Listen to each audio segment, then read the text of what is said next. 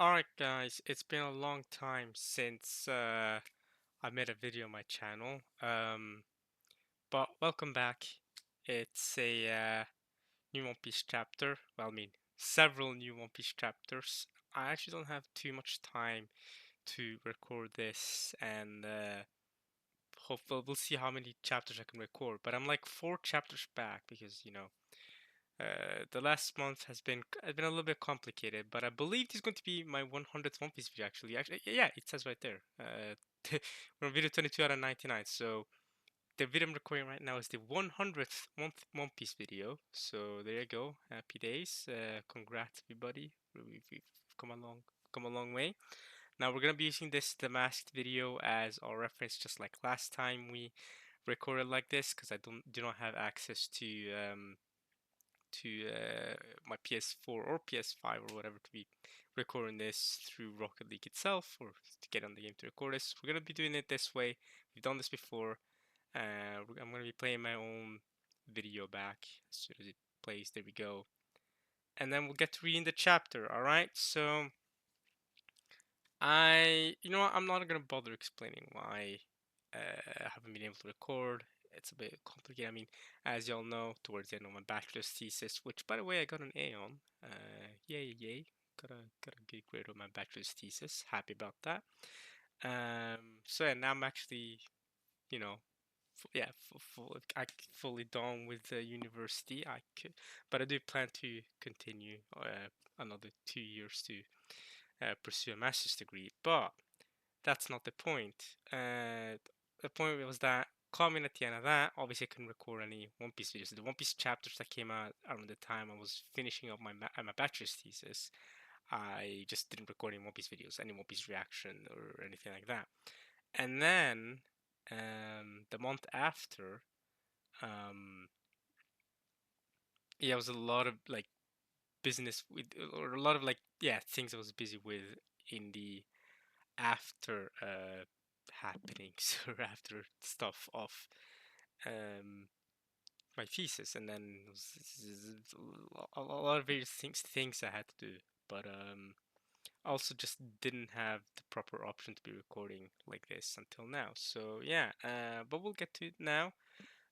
We left at chapter 100, 100, 1113. So we have all up until 1117 to read. That's quite a bit of chapters. Now, the official manga plus app thingy obviously only has the 3 latest chapters to read for free, which means 1114 will be using TCB to read the TCB scans, and then we'll use the officials afterwards. So yeah, this video is going to be focused on chapter 114, and then next video will be 115, and then 16, and then 17. Let's see if we can catch up. I might not be able to. I might only be able to record 114 and 15, but we shall see. I'm going to try my best. So last chapter obviously left Vegapunk confirming that the world is sinking, especially after the Lucia incident. Yeah, y'all know that island. After that incident, the sea level rose by 1 meter, which is quite a bit, because that is entire world, by the way, 1 meter. And Vegapunk is saying that the world is straight up sinking under the sea, right? And yeah, now we're continuing off of that reveal, and we have here Yamato's cover story. So let's get to it. The chapter is called The Wings of Icarus, chapter 1114. And we're on TCB right here, and I see Yasuie, at least when he was younger. I see Wano country. Oh, is this how Yamato's gonna travel around Wano? Okay. And I see some shrine. Okay. And then Yamato's giving a thumbs up to Kinemon. And they're talking to each other. And there's also a sword right there. Alright, let's read the description. Only Child Yamato in the Holy Inari Shrine Pilgrimage, Volume 4. I ask that you complete a pilgrimage to Hakuma and return this sword to Enma's shrine in the late Yasuie's stead. Well, there we go. That explains. You know what I mean? Like, I saw a bunch of images, and I'm like, but I couldn't put them together, and the description explained perfectly what was going on there. Okay. Alright. returning the sword to Enma's shrine. Okay, cool, cool, cool. All right, let's go to the chapter. Navy headquarters, New World. The world is shocked. The world's gonna sink into the ocean. Does he realize what he's saying? Dr. Vegapunk. Oh, there's Hina. Hey, Hina, hello. By the way, y'all, if I'm reading these, I'm gonna be reading these chapters faster than I usually do because I don't have a lot of time when I get through these. So yeah. And there's Akainu. Okay. The town of Mockery, Mocktown. Mocktown. Yeah! This is where Luffy fought Bellamy. Yeah, this is by the Island of Jaya. Yeah, this is Mocktown. This guy's alright. Is he trying to panic everyone and take the world down with him? How the heck is the whole world meant to sink, Mr. Genius? I think this is very fitting, to be honest. You know, like One Piece ended up being, kind of joking here, but like, you know how One Piece is like, I've been making jokes about how One Piece is about climate change, right? Because the world is sinking and the sea level is rising. It's like two big climate change themes. I think it's very, very clear that you can make an association between what's going on here and climate change. And you know what's also really fitting is Mocktown and people like the people in Mocktown making fun of Vegapunk, who is literally the smartest man in the world, for saying that, yo, as a scientist, as someone who's researched this, I'm telling you, the world is sinking. It's bad for us humans. It's bad for us. And they're all like, what are you talking about, you old man? How the heck is the world gonna sink, right? And it's literally the smartest man in the world telling them this, and it's so fitting in real life too. Like you'll have scientists and researchers actually literally tell us that climate change is man-made, and then you'll have these guys still laughing and not believing in it, even though these people don't even take the effort and time to understand why the researchers are saying this, right? Like, I mean, if you don't understand why they're saying this, then it's like, you know what I mean? At least from my perspective, obviously I'm not gonna believe everything someone else says, but if someone's more uh, research on the topic than me and actually works in it actively like that, I'm gonna believe them more than just immediately going, "Oh, this is probably a government's ruse to get us to act a certain way like that." Like, I don't know, man. But at the same time, this is really realistic to our real world. So, alright, the city of water, water seven. Ooh, water seven! Iceberg, where you at? If he was just talking about the city, I'd believe in an instant. But the whole world? It'd take a lot more than rising tide to do that, right?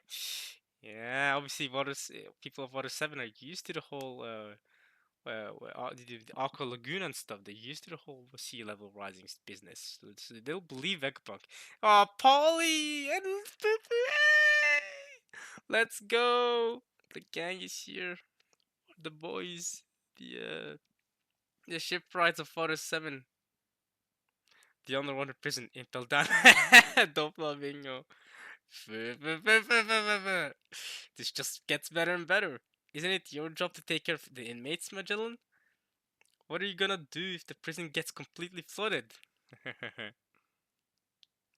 You have a point. The sudden sea level rise earlier caused havoc with some cells.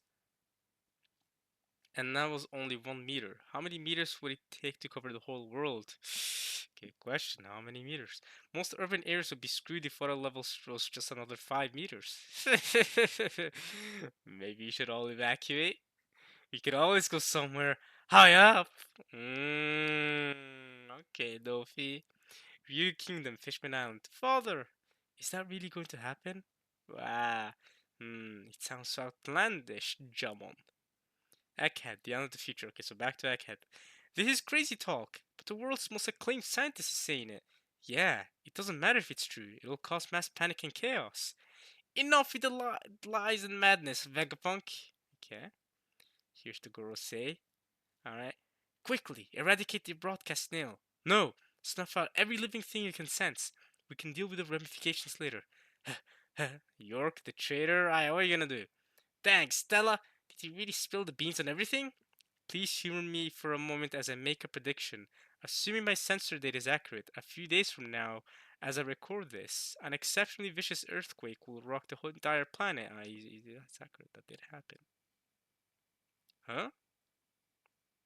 Don't tell me he's talking about today's earthquake. Didn't he die after this recording? I mean, he did. Supposedly died. This is One Piece after all. Following this calamity, sea levels the world over will rise by 1 meter. A number of islands will become uninhabitable. No way! He actually saw it coming? And naturally, many beaches will also be completely submerged. See, Vegapunk called this, and it happened. So will you guys believe his message now that the world is sinking? If this doesn't come to pass, feel free to disregard the rest of this message. By the way, that's Smoothie.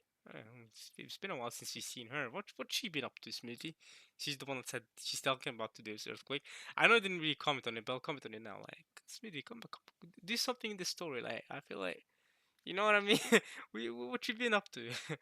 This you're gonna be relevant at some point. Are you gonna, Cracker and Karakuri were doing bits in Whole Cake, and it just you just weren't. Okay, if this doesn't come to pass, feel free to disregard the rest of this message. Oh, it did come to pass. Hey, Long Ring Longland! Yo! That's cool. Aokiji, okay. So, Pirate Island. This is freaky. How was he able to call it? Assuming, however, these events have transpired, then please pay heed to what I have to say. The earthquake I just predicted cannot, strictly speaking, be considered a natural phenomenon. Oh? Vegapunk! Not another word, says the Gorosei. Ooh, he said Chopper. Brooks up in the front lines. This is up in the bottom left. Chopper taking the hit for Robin. Robin's getting protected. That's good. I mean, obviously, we know that one of the Gorosei's targets is Nico Robin. There's Nami and Lilith fighting as well. Get out of here! I've always naively yearned for peace and prosperity. Ooh, nice. Robin's protecting them now, giving them a little bit of a cover. Yo! Chopper getting boink, getting got. What a girl say by Saturn. Be gone! Ooh, he's coming in. Okay. And that uh and that brought me to what proved to be my first grave sin. Mars, what is the status of the power station? I am seeing it now. I'm seeing to it now. We must preserve the contents of that room. I am almost there. I was fixated on my dream of developing an everlasting energy source, hell-bent on driving the world to a bigger and brighter future. Ugh, the mother flame! Yo! But I flew too close to the sun, and that's the mother flame. Okay. Ah and mu. Ah mu. Ah and mu. Ah. Oh, atomu. Atom. Ah, I see. I see the Japanese knowledge coming in there. Okay, atomu. Okay, good one, Oda. Okay. We have to really eradicate all life forms. We must be relentless. Okay, that's the mother flame. He flew too close to the sun by making the mother flame, by making this everlasting energy source. Okay. I shouldn't get ahead of myself though. It's no use. Nothing's working. In order to understand, what is it? We didn't even phase it. Ouch, that's hot. Yeah, look, still smiling, laughing. Gear 5. They're getting chased by that Bordeaux. Getting chased by, who's that? Mercury? Yeah, Mercury. Uh, in order to understand where the world is heading, we'll be burnt to a crisp if you don't hurry. Let's go, Dorian Broggy. We must first address the past, specifically what happened between 900 and 800 years ago. Let's go! Void Century reveals! A century-long period that most think of as a blank part of history. Emu, there's Emu. Those miserable marines, what are they doing? Hurry and shut this cretin's mouth. Oh, look at the celestial dragons. Fittingly, it is known as the Void Century since all information about it has either been erased or lost. And that is true for the most part, but there is one last key to unlocking some scraps and echoes from back then. Death is too good for him. Bring back his body. I'll tear him limb from limb. The Void Century? What is he talking about? That's big. For me, that's actually really big. The fact that the Celestial Dragons themselves don't know about it. The fact that these people who are in power like this, or descendants of the 20 kings, the fact that they themselves don't have a clue about what the Void Century is about, what the Void Century is, to me that's a big deal. Shows that they're just ignorant pawns in this whole ordeal. Like, yeah, they're given power and they're they get to chill and whatever, but it shows that really even the girls here pulling the strings and the God's Knights, I guess, whatever. Like the people at the top are pulling the strings, and they don't even know what the Void Century is about. They don't even know what happened, and we saw it as well with characters like Mioskar. Like once they learned about the outside world, he went to Fishman Isles and learned more about them, and he gained empathy, right?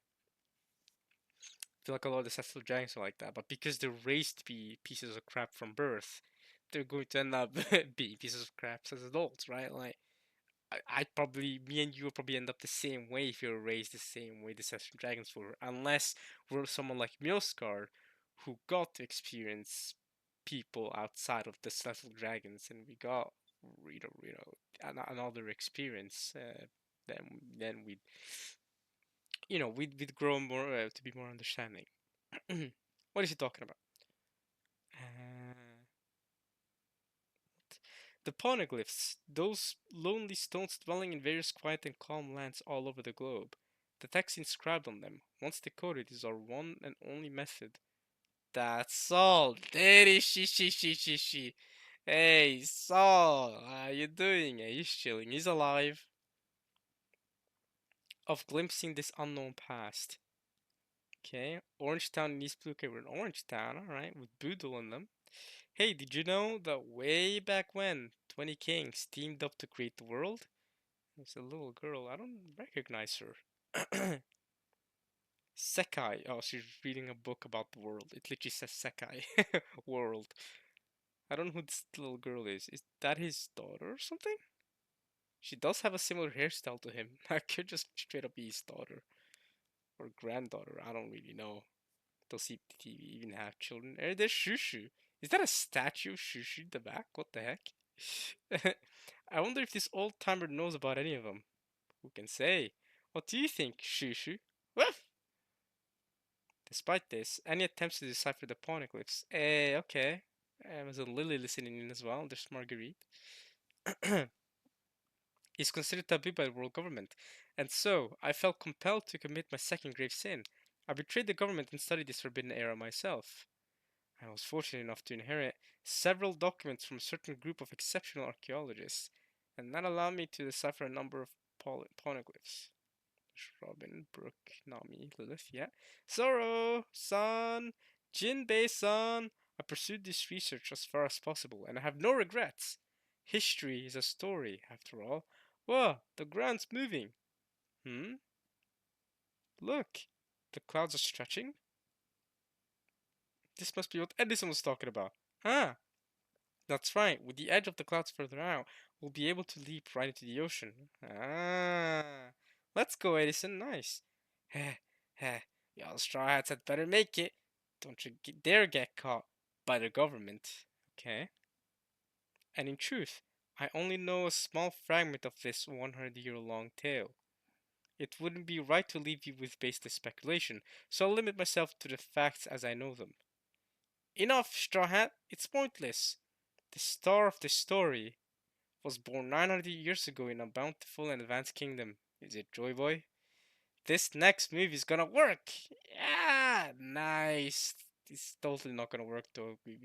Haven't we seen that these guys don't take damage or are immortal or whatever? They seem to be immortal, bro. Alright, the hits you're putting in aren't affecting them. And just like the legendary sun god Nika from the Fables of Elbaf, he too fought with a stretchy and elastic body. They called him Joy Boy. Nice. Stop it! You're cracking us up. Gag, gag, gag, gag, gag, gag. He was the first man to take this to the seas. The first one to be called a pirate. Wow. Break next week. Well, luckily that's not affecting me. The original pirate. Wow, wow, wow. So Joy Boy was the first pirate. Okay. Okay. Well, uh, I'm gonna end this off there. So that I hopefully have time to read the coming chapters.